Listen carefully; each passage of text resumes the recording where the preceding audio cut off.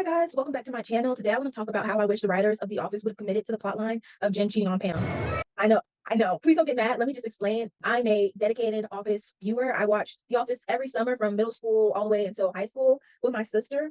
And so I feel like I have enough experience to really talk about this, especially because I peeped on the first watch of The Office. I always thought during the Florida episodes that Jim cheated on Pam. And when I would tell my friends and my sister who watched the show as much as I did, they would be like, "You are crazy." Like, no, they didn't. And then imagine how vindicated I felt when it came out. Like, yeah, no, that was the writer's intentions with creating that whole episode was for Jim to cheat on Pam. And the only reason they did it was because the actor who played Jim, John Wiskowski,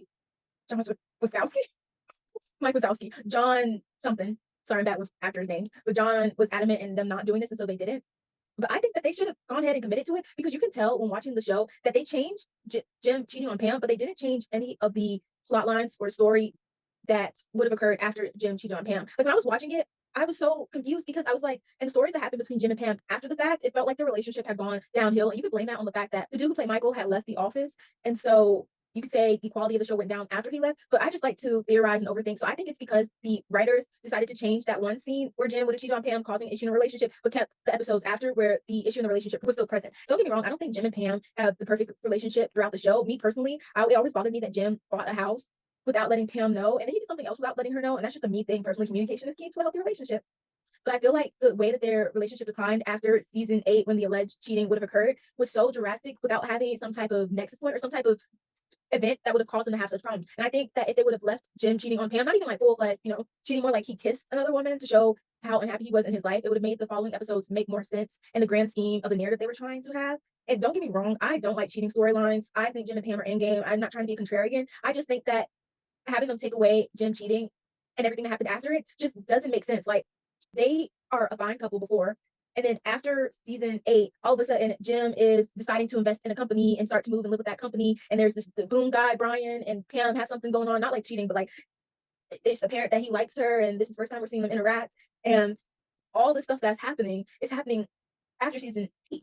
So I'm like, why not just ruin their relationship so you can write plot lines that show what they do after they've separated? Like I feel like it would have made sense for Jim to cheat by kissing him, the Kathy, the lady in the office that was going after him, and then for Jim and Pam to separate. Jim to invest in this company and do all these things, and Pam to figure out what she wants to do, start looking more into her art, and them kind of really develop themselves outside of a relationship, especially Pam, because Pam's storylines always revolve a man, which I've always hated for her, because I thought she was a pretty cool character. And seeing her over the years have tiny situations where she takes back power, she's not a pushover, is really fun. So I think and having her have more episodes after they separate, where she's pursuing a job she wants to do, where she's taking more charge of her life, where she's not just this quiet mouse in the corner, and she starts to take on a more active role in her life instead of letting Jim kind of lead the reins on everything like he's done in the past. And I think seeing Jim kind of grow out of Dunder Mifflin, because it's been shown and told and shown and told that he does not like his job. He does not want to be there. And but the thing that's keeping him there was his connection to Pam, solely his connection to Pam. So having them separate and then him being able to establish himself in a career he really wants to do and kind of change his life around because he was so unhappy with his job. And unhappiness in one aspect of your life can bleed over to other aspects of your life, and show that he what he looks like when he's healthier and more happier and more adjusted to the life he wants to live. And then have season 9, which I believe is the final season, have them grow and develop on their own, and then come back together and realize how much they love each other, how much they miss each other, how much they needed that time apart to really grow as individuals, as a couple, and then come back healthier than ever, and then end the season on them being in this healthy relationship. I think that would have flowed much better in the storytelling versus what they did. It was hinted at where Jim was unfaithful, but he actually wasn't, because of the actor protesting to it, but they still kept that whole thing with Florida offices with the camera work and all that stuff that made it feel real sketchy.